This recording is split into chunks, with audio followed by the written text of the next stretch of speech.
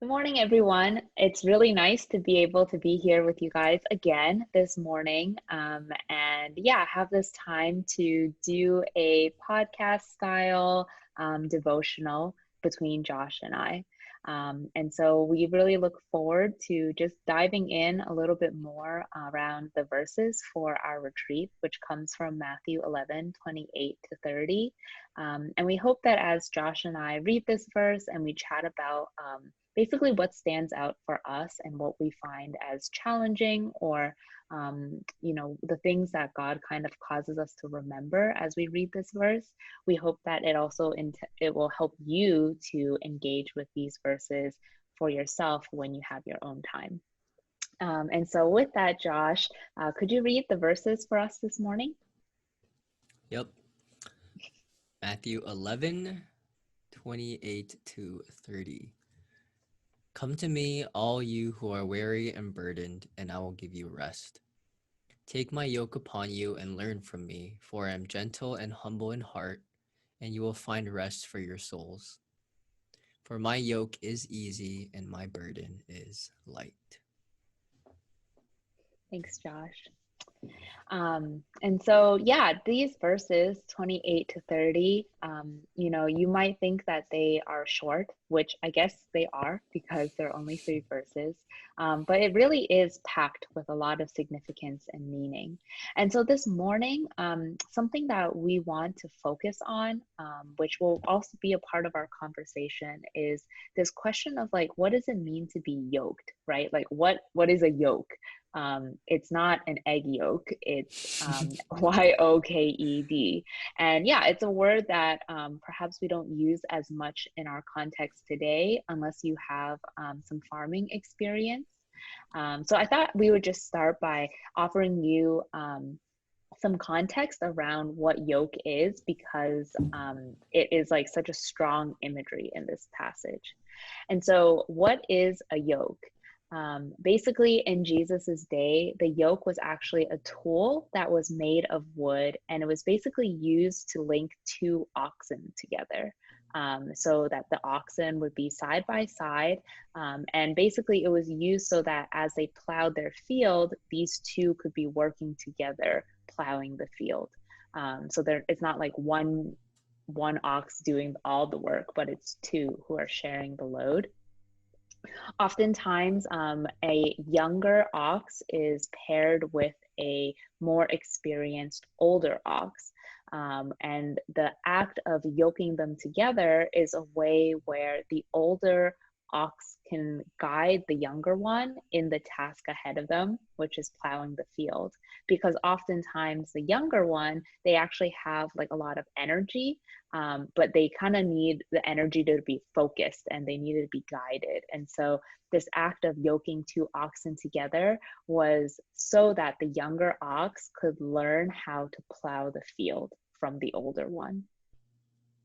And a second example is that of the Jewish rabbis' teaching, which often referred to as a yoke. And so being yoked to the strict rules of the law was hard. And basically, what this means is that Jewish rabbis would teach people this idea of like you being yoked, so in line with the laws, the Old Testament laws. And that was one way for you to live a quote unquote faithful life. But actually, being yoked in this sense is actually very restricting and very hard. And so, in contrast to the second image, is what Jesus offers here, right? He actually offers himself to be yoked instead to you. And so, with all that context, Josh, I was wondering, like, what for you stands out, or even in what I was sharing about the context, is there anything that maybe you're thinking about now, or you wanted to share with people who are listening? Yeah, I guess I've heard this verse many times, and Yeah.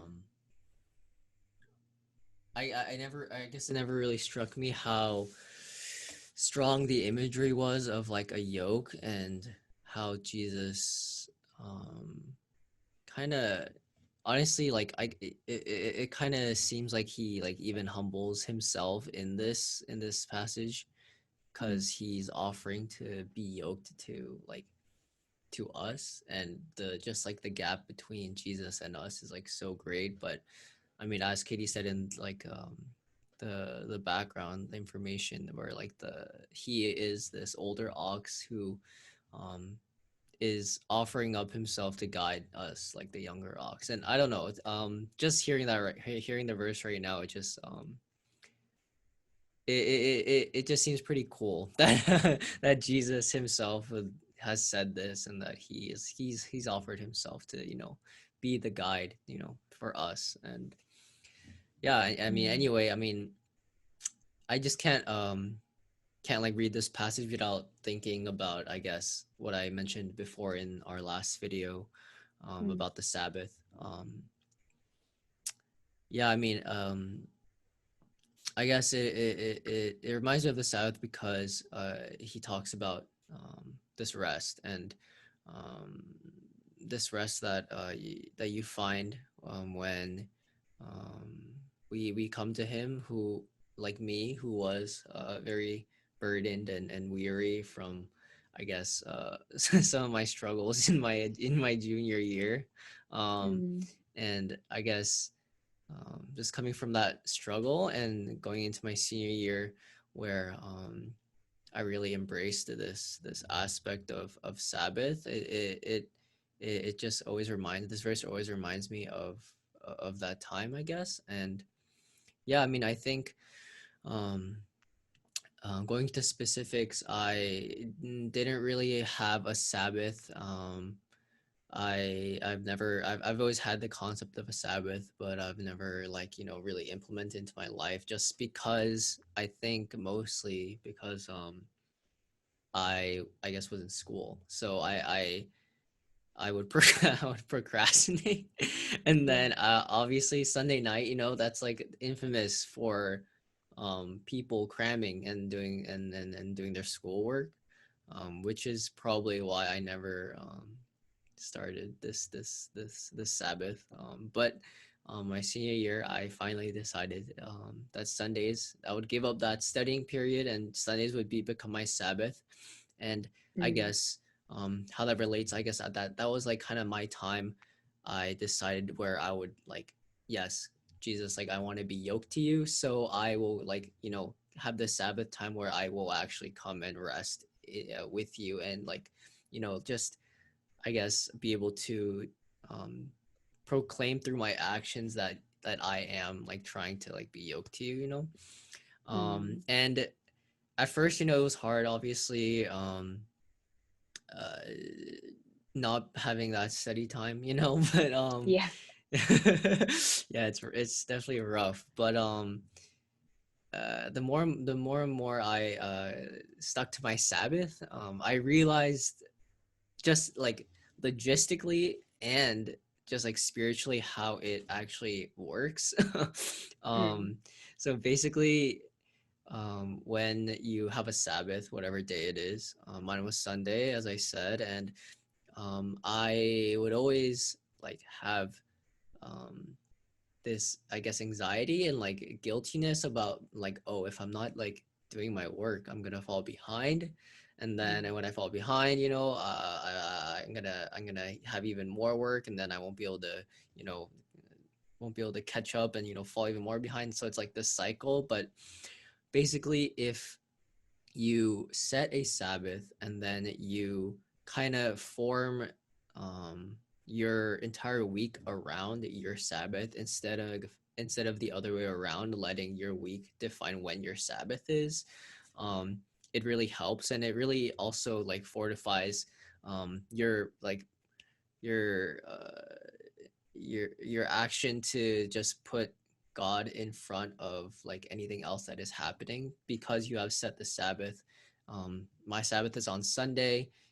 I mm, always have this Sabbath, so I need to put everything else underneath it, like under it, so that I can, you know, like I can put my priority to God first, and, you know, put your priority of schoolwork lower than Him, and just have this like have this way of just logistically like just showing God that like yes, like I can put you above my other priorities. I can put you like on top of like my schoolwork and everything. And yeah, that just I think that in and of itself does a great deal for your spirituality. Just Mm. having just proclaiming to God that yes, like this like you are God and you are like ahead of you are above like all these other things. Um and then logistically I think what really what I really gained I guess with my Sabbath was that since I set my Sabbath and I first wasn't able to like do any work on my Sabbath, it just felt like a rule, but like a restriction, I guess, but it actually gave me a lot more freedom to enjoy my time. So Yeah. I wouldn't like have to feel guilty when I like didn't do any work, you know, and I wouldn't have to feel guilty about like oh, like, did I spend my time well today? Like, oh, I don't think I did enough work today, blah, blah, blah. I would just be able to be like, okay, it's Sunday. Like, I'm at peace. I'm like resting. I'm like, oh, and every time I thought like, oh, my homework, man. Like, what do I do about that? I would just be at peace because I know and I've set this date for God, and it's for God, So like, who's gonna say anything against that, So it just gives you a lot more peace when you just set this time. And Yeah. yeah, and then another thing, another like huge plus was that because now that you're um I guess formatting your week around your Sabbath, you know that you can't do work on Sunday, so I'm Yeah. like, and then once you start having that Sabbath on Sunday, it feels really nice. So then it's like it kind of perpetuates, instead of like the negative cycle, like a positive cycle where you're like, Mm. oh wow, this Sabbath is really good. And then the next week I'm like, oh shoot, like I want to have this Sabbath again, but oh shoot, I have the schoolwork. Oh, I have to do it on like Saturday, or I have to do it like before, Sunday night. So it really, at least for me, perpetuated this cycle of like, wow, the Sabbath is really good. Oh, to have my Sabbath, to have God prioritized, I need to like finish my schoolwork on Saturday. I need to Yeah. finish my schoolwork before my Sabbath so that I can, have the Sabbath. And yeah, just being able to um, format my week around my Sabbath instead of just having a Sabbath and just resting when I have time. When I just like happen to have time, it really did a lot for like my spirituality, as I said, but also like just mentally, it just allowed me to focus better and just be able to, just I guess not procrastinate, just be like, yes, Sunday is for God, so I need to like finish this and be more motivated to finish this on Saturday, or finish whatever on Saturday. And yeah, I mean, definitely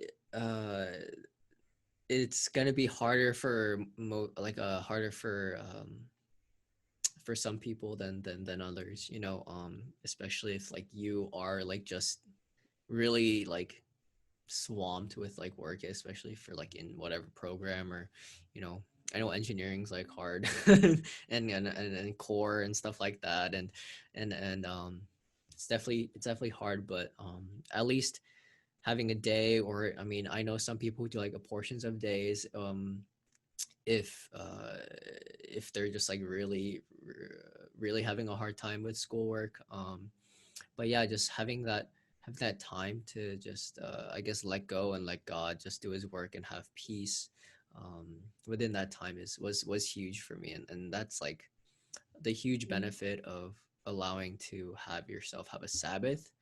And just like, yeah, and the whole point, I guess, coming back to it, is the whole point of a Sabbath is to, I guess, obey what Jesus is saying in this passage.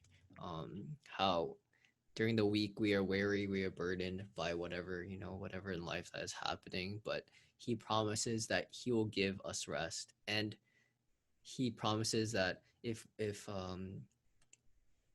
we take his yoke upon ourselves, and learn from him, that he will be gentle to us, he'll be humble to us, and then Mm. he'll really find rest for our souls. And he says it is, specifically in the last verse, that his yoke is easy and his burden is light. So I mean, if that's not like, reassuring to you, I don't I don't know what will be. He God Jesus himself is humbling himself and just saying, um to, I guess, like, just be attached to me, and I'll carry your burdens. And um the one step that we do need to take is in verse the 38. You need to come to God, and that is the whole point of like a Sabbath, and the whole point of setting this time where you really can come to God and just be in his presence, and he'll do the rest. But the first step is very important. So yeah, I mean, that's how this passage is kind of affects my life, and um I guess relates to my past. Sorry, I kind Yeah. of like rambled on there, but yeah, Katie, take it away. No problem. I think, like, Josh, I really appreciate what you shared about Sabbath because, guys, at the end of the day, I think the reason why this passage might be challenging for people to really just kind of like, okay, I know these verses sound good, but like I don't know what to do with it. I know that sometimes, like, when I read this verse, and like when Josh and I were talking about it before, I was in this place of like, I'm like reading these words, they sound good, but like I don't know if I really believe that, Hmm. like, the rest that Jesus is offering me is good. Like I don't know if I believe that. And I think I appreciate what Josh you shared, because I think when it comes to this idea of Sabbath, is it kind of comes down to this question of like, who do we trust? Do we trust ourselves, and do we trust how we can have a firm grasp on something like time, Hmm. or do we actually trust God? Like Hmm. Sabbath, the whole tension with it is about like, will you trust God with your time, or will you trust yourself? Will you trust Hmm. God with your resources, your stability, or will you trust yourself? And sometimes it's in the act, I think, of trusting ourselves that we find ourselves in places of weariness and Hmm. burden, because it feels like we don't have any other option besides like what I can provide for myself. And so I think, just circling back to this passage, and what I want to hopefully leave you guys with as you consider, is this passage really is an invitation. Um, I suppose you could say in verse 29 that the command is take my yoke, but this verse begins with come to Jesus, right? Like, come to me, those who are weary and burdened. And I think it's the way I interpret it is like Jesus offers us a choice. Will you come to Jesus in the state that you're in right now? Or will you choose to go a different route, right? And like, what is that different route if you don't go to Jesus? Um, and if you're ready to come to Jesus, then are you willing to take Jesus's yoke, right? I think the whole thing about this passage is it's about rest. And yet, the resting comes from an action of taking on a yoke that will harness us to Jesus.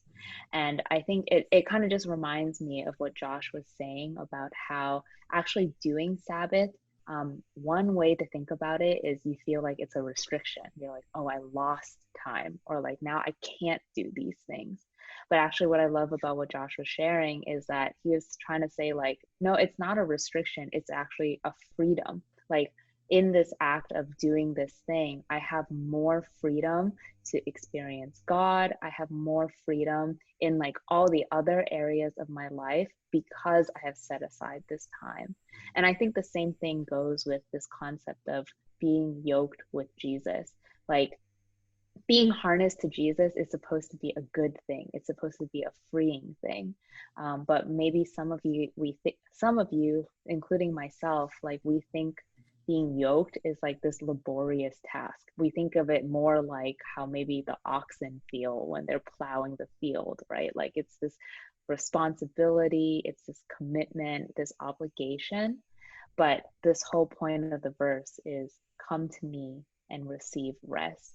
Take on Jesus's yoke so that he can show you how to live life the way that he has, in a way that he has, so that rest is possible, because Jesus's yoke is easy and his burden is light. And so, yeah, I think we definitely have talked enough about these verses. Um, and hopefully it gives you some things to consider in your own time, right? Like, how is your grasp of control around time? Do you find yourself able to relinquish time to God, right? Like, one of the things is, humans, we're supposed to be limited. We are supposed to rest. And if we think we can do otherwise, then perhaps you think you're God. Um, and so, how can this verse bring life to you right now? And the question to think about out of all those things is, at the end of the day, what might your life look like if you were to be yoked with Jesus? And so I hope that you have a good morning time of reflecting and sharing with one another. And then after this, basically at 11 is it's the walking time, and so we won't really be back. We're just going to send you off today to go and do this thing, and yeah, we look forward to hearing about your morning devotions and also your walking experience when we gather again in the afternoon. But until then, we hope that you have a good time reflecting, and yeah, we look forward to seeing you again in the afternoon. Bye.